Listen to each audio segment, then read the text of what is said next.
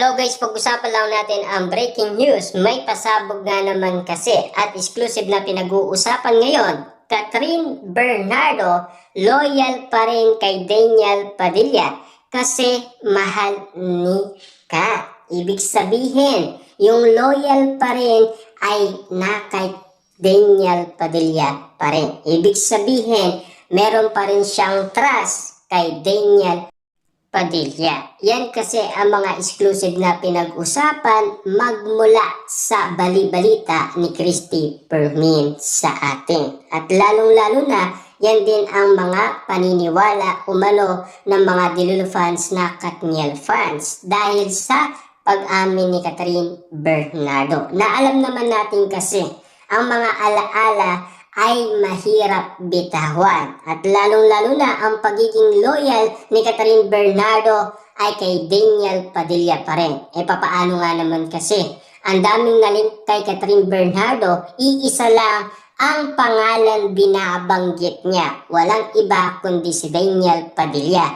Kasi yung nasa puso ni Catherine Bernardo, Daniel Padilla pa rin. Ang nasa isipan niya, Daniel Padilla pa rin. Ibig sabihin, noong sila ay nagkaayos umano, ika nga ni Sian Gasa, 99.9%, talagang iniisip na ni Catherine Bernardo ang mga bagay-bagay na nangyari noon sila magkasama ni Daniel Padilla. Kaya ang karugtong nito na kwento-kwento umano ng mga Dilulu fans, sana magkaroon ng comeback. At sana paniwalaan natin si Catherine Bernardo sa kanyang damdamin. Kasi nahihirapan nga naman kasi siya sa sitwasyon na pinagdadaanan niya. Na alam naman natin kapag subukan yan para kay Catherine Bernardo. Sa dami niyang manliligaw, iisa lang ang nasa puso niya. At lalong-lalo na ang pagiging loyal ni Catherine Bernardo sa kanyang ex-boyfriend na si Daniel Padilla ay nandoon pa rin. At inaawakan niya ito at hindi niya na binibitawan pa. Ika nga ng mga kaibigan niya, kausapin mo na kasi si Daniel Padilla para hindi na siya magpatuloy pang nahihirapan sa sitwasyon na pinagdadaanan niya. Ano ngayon kung ano ang sasabihin ng pamilyang Bernardo? Kasi sa sitwasyon ni Catherine Bernardo, mahal pa niya si Daniel Padilla. Mahirap kalimutan ang nasabing 11 years. Ano ngayon kung sila ay inihintay ng karamihan? Ano ngayon kung merong masasabi ang ibang tao? Na alam naman natin, sariling desisyon yon ni Catherine Bernardo at desisyon yon ni Daniel Padilla. Diba? Na alam naman natin kasi nagmamahalan naman sila. At magandang pasabog ito kapag sila ay nagkaroon ng balikan. Malungkot man pakinggan ang pag-amin ni Catherine Bernardo, pero nakakakilig nga naman kasi at nakakawaw nga naman kasi ang balita sa atin ni Catherine Bernardo at lalong-lalo na nakakabaliw nga naman kasi. At lalong-lalo na ang balibalita pa, hindi na makatulog si Catherine Bernardo sa kakaisip umano kay Daniel Padilla. Kita nyo naman, alam lahat ni Catherine Bernardo ang nangyayari kay Daniel Padilla. Updated yata si Catherine Bernardo. Ika nga nila, si Catherine Bernardo, talagang ini-stalk niya si Daniel Padilla. Papaano nga naman kasi alam niya ang nangyayari kay Daniel Padilla, lalong-lalo na nanonood siya ng incognito ni Daniel Padilla. Ayon pa kay Sian Gasa noon, nagkikita daw ng patago or palihim sina Catherine Bernardo at Daniel Padilla. Lalong-lalo na kasi ayon sa ABS-CBN, nagkaroon ng collaboration project ang Katniel. Hindi lang natin alam kung kailan, di ba? At hindi lang natin alam kung kailan ito i-announce ng ABS-CBN.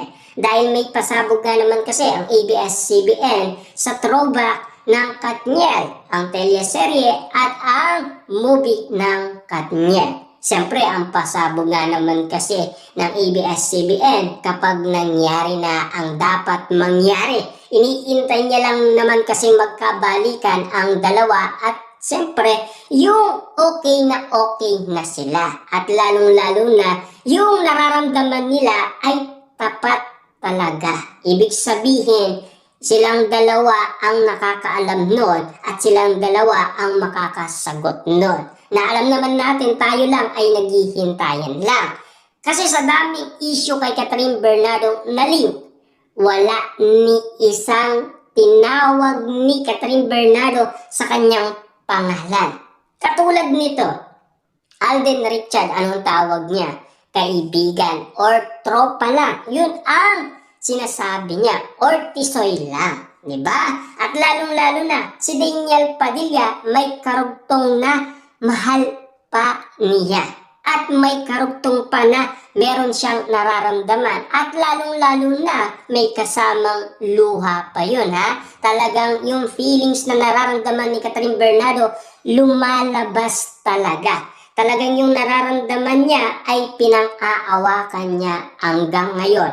Yung loyal niya ay talagang na kay Daniel Padilla pa rin. Kaya nga naman kasi ang mga Dilulu fans, nananalangin nga naman kasi na sana hindi bitawan ni Catherine Bernardo ang kanyang pag-amin. At lalong-lalo na kasi pinang-aawakan niyan ng mga Dilulu fans ang mga resibo at ebidensyang pag-amin ng dalawa na sila ay nagkakaroon pa rin ng mga nakaraan na alaala na hindi nila kayang kalimutan pa. Kasi nandoon pa rin yun eh. Yung pagmamahalan nila, inaawakan pa rin nila. Kaso, alam naman natin kasi naghiwalay sila. Pero sila lang talaga ang pwedeng mag-ayos niyan. Kasi alam naman natin maraming umaasang magkabalikan sila Daniel Padilla at Catherine Bernardo. Tulad na lang noon na pinag-uusapan ang Katniel na sana magpakasal na daw sila. Kaso nga lang, wala pang plano sina Daniel Padilla at Catherine Bernardo. Lalong-lalo na bahay ng Katniel wala pa nga diba? At lalong-lalo na marami pang iniisip si Catherine Bernardo. Kung si Daniel Padilla nagawa niya na yung dream house ng kanyang ina. Kasi bumili ng bahay si Daniel Padilla. At lalong-lalo na si Catherine Bernardo nagawa niya na ang dream house ng pamilyang Bernardo.